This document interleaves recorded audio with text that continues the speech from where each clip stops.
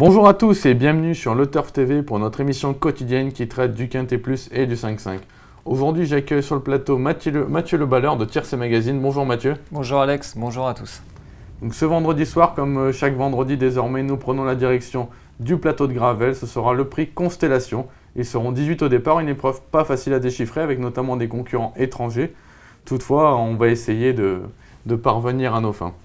Au sommaire de l'émission aujourd'hui, donc l'analyse de la course par Mathieu. Ensuite viendra le bruit des pistes, son pronostic et le meilleur pour la fin, bien évidemment, le ticket tout fait. Mathieu, on connaît votre galanterie dans cette épreuve. Vous avez placé en tête une femelle face au mâle US Force d'été. Voilà, faut surtout pas la condamner sur sa récente disqualification à Caen. C'était marqué sur la porte de l'hippodrome le dernier coup. Tout le monde était au courant qu'elle devrait faire une grosse performance. Malheureusement, déféré des 4 pieds, ça s'est mal passé. Elle est à nouveau associée à Jean-Michel Bazir, Elle a déjà bien fait les 2700 mètres de la grande piste. C'est vraiment une jument de grande tenue. Dans cette épreuve très ouverte, il faut la racheter en grande confiance. Bon, on le sait, elle est quand même un peu meilleure à droite, mais c'est vrai qu'on l'a déjà vu gagner sur les 2007 de la grande piste avec Eric Raffin. Voilà, exact. Et puis avec elle, il faut surtout occuper les avant-postes. Donc souci de corde, ça devrait aller. Donc elle, les mâles, ça va pas lui faire peur. Elle peut les emmener très loin. Voilà, c'est ça. C'est une dure. D'accord. Ensuite, notre bruit des pistes. Aujourd'hui, c'est Franck Leblanc qui nous a vraiment conseillé de prendre en considération la candidature de Ulysse Maria, le numéro 13. Le cheval n'a pas été chanceux en dernier lieu à Caen et s'est retrouvé bloqué à la corde. Depuis, il a très bien récupéré, il a très bien travaillé, il est même monté en condition sur cette prestation. Là, à l'issue d'une course cachée, il l'a signalé, il le voit dans les 3 premiers. Voilà, tout à fait, Alexandre. C'est la base intégrale de la course, Ulysse Maria. On n'a strictement rien à lui reprocher. Il fait toutes ses courses. Avec un petit peu plus de chance, dernièrement à Caen, il aurait pu tout aussi bien s'imposer. Franck Nivard le connaît bien, il est très maniable dans un parcours. Vous pouvez vraiment lui accorder un large crédit. Donc on peut compter sur lui comme son entraîneur, c'est vraiment la base la plus solide de cette course qui, on l'a dit tout à l'heure, est quand même assez ouverte. C'est ça exactement, c'est la base intégrale de la course. Ensuite, vous faites également confiance à un cheval qui est brave, régulier, qui fait toutes ses courses, c'est Ubero Deliar, numéro 18. Voilà, Tony Lebert n'a pas caché dans la presse qu'il avait visé cette épreuve. Après, c'est pas un grand courageux, il faut vraiment qu'il bénéficie d'un parcours sur mesure. Il a déjà bien fait les 2700 mètres de la grande piste. S'il arrive à trouver les bons dos en haut de la montée, il devrait conclure dans le quintet. Puis c'est vrai que dans cette épreuve, il vaut mieux peut-être miser sur des chevaux qui vont faire leur course, qui sont sérieux, qui connaissent la grande piste, plutôt que des étrangers qui n'ont pas forcément de référence là. Voilà, lui, il possède des références sur la grande piste, mais bon, il faut absolument qu'il bénéficie d'un bon parcours. Oui, c'est pas un grand gourmand celui-là. Exactement, s'il trouve un peu le nez au vent en haut de la montée, ça sera terminé pour lui. En 4e position de votre sélection, vous avez tenté un outsider, c'est Staro Footloose. Voilà, il possède des lignes intéressantes à l'étranger. C'est classé 4e d'un groupe 1 en Allemagne, derrière un cheval de grande classe. Qui est Brave de Velours, voilà. Qui sera au départ de l'Elite Lop, un très bon cheval. Comme vous le citez. Et il est associé à un driver qui se déplace toujours à bon escient en France et qui a une bonne réussite. Il vient de gagner avec Robert B. C'est un beau cheval.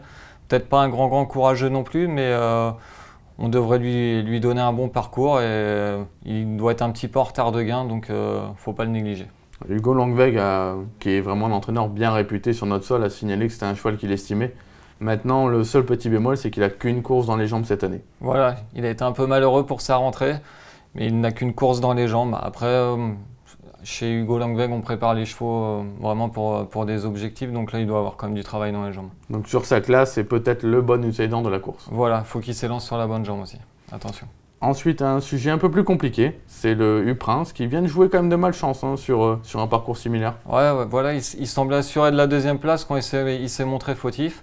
Il ne faut surtout pas le condamner sur sa récente musique, parce qu'il avait enchaîné 2 brillants succès auparavant. Il est associé avec Eric Raffin, le parcours de tenue ne va pas lui poser de problème. Lui, c'est pareil, il devrait remettre les pendules à l'heure. D'ailleurs, ce jour-là, il aurait marché un petit 14 sur les 2875 mètres de la grande piste. C'est quand même un chrono remarquable que beaucoup de ses adversaires du jour ne sont jamais arrivés à faire. Oui, voilà, il aurait été seulement devancé par Off the Green, un cheval de la famille Terry qui avance. Donc non, la ligne est bonne. D'ailleurs, il aurait rendu 25 mètres à Upton Beauregard, qui vient de faire jeu égal avec Ulysse Maria. Donc si on prend un peu cette ligne-là, après, on le sait, U-Prince, c'est vraiment pas un sujet facile. C'est ça, voilà, exactement. Par contre, après, un autre concurrent qui vient de faire sensation en province, par contre, c'est le 17 Inodomo. Je sais que c'est un cheval que vous aimez bien. Voilà, c'est vraiment un cheval sculptural. Il vient de se balader au Mont-Saint-Michel. Son entraîneur l'estime vraiment, il prend vraiment son temps avec lui. Les 2700 mètres sont taillés pour lui. Lui, il a besoin de personne dans un parcours. Il est capable de réaliser un drôle de dernier kilomètre. Il est vraiment sur la pente ascendante, comme l'atteste sa récente victoire. Donc, il est capable de faire parler la poudre. Attention. Son entraîneur a signalé qu'il ne sera pas déféré des postérieurs cette fois parce qu'il ne peut pas le faire. Cependant, il aura une ferrure très légère, donc il faut quand même s'en méfier. Voilà, je pense que la ferrure, ça n'a pas une grande incidence sur ses performances. Donc, non, c'est vraiment un très bon outsider.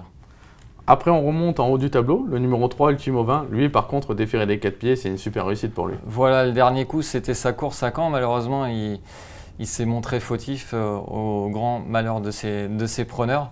Il ne faut absolument pas tenir compte de cette tentative. Il a prouvé son aptitude à la grande piste. Il est capable d'aller devant comme d'attendre. Donc non, ça c'est pareil, c'est un bon outsider à 25 contre 1. Un cheval qui est passé par les réclamés, mais qui ne cesse de s'illustrer depuis. Voilà, il cesse de progresser. Il n'a jamais le morceau, c'est un petit dur.